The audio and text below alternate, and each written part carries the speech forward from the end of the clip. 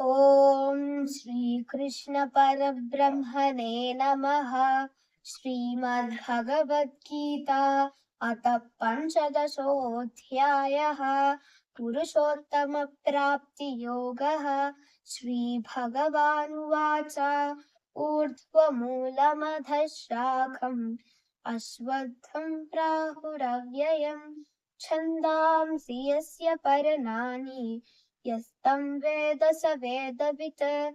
अधश्चोर्ध्वं प्रसृतास्तस्य शाखाः पुनः प्रवृद्धा विषयप्रवालाः।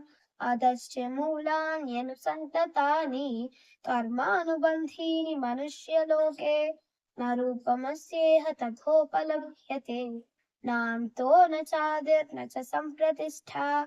अश्वत्थमेनं सुविरूढमूलम् असङ्गशस्त्रेण दृढेन चित्वा ततः पदं तत्परिमार्गितव्यम्। यस्मिन् गता न निवर्तन्ति भूयः तमेव चाद्यं पुरुषं प्रपद्ये। यतः प्रवृत्तिः प्रसृता पुराणी निर्माणमोहाजितसङ्गदोषाः अध्यात्मनित्याद् विनिवृत्तकामाः। द्वन्द्वैर्विमुक्तात् सुखदुःखसंज्ञैः गच्छन्त्यमूढाः पदमव्ययं तत्।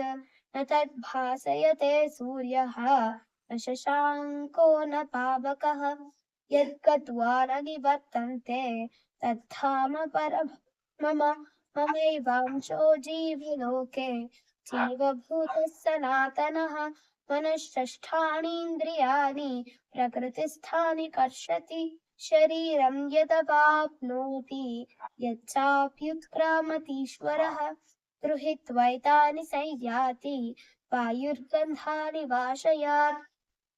श्रोत्रं चक्षुस्पर्शनं च रसनं घ्राणमेव च अधिष्ठाय मनश्चायं विषयानुपसेवते। उत्क्रामन्तं स्थितं वापि भुञ्जानं वा गुणान्वितं विमूढानानुपश्यन्ति पश्यन्ति ज्ञानचक्षुषः।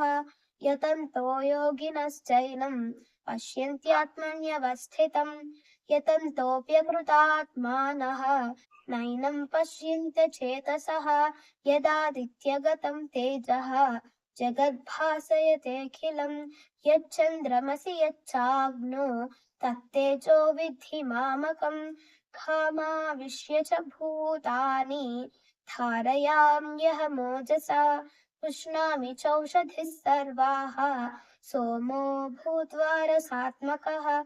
अहं वैश्वानरो भूत्वा प्राणिनां देहमाश्रितः प्राणापानसमायुक्तः पचाम्यन्नं चतुर्विधं।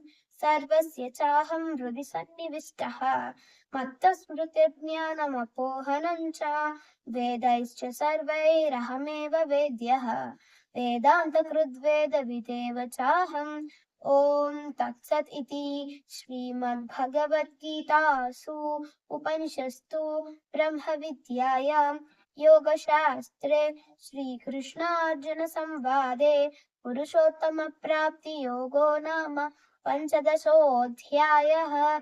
एतत् फलं सर्वं श्रीकृष्णार्पणमस्तु। हरि ओम्।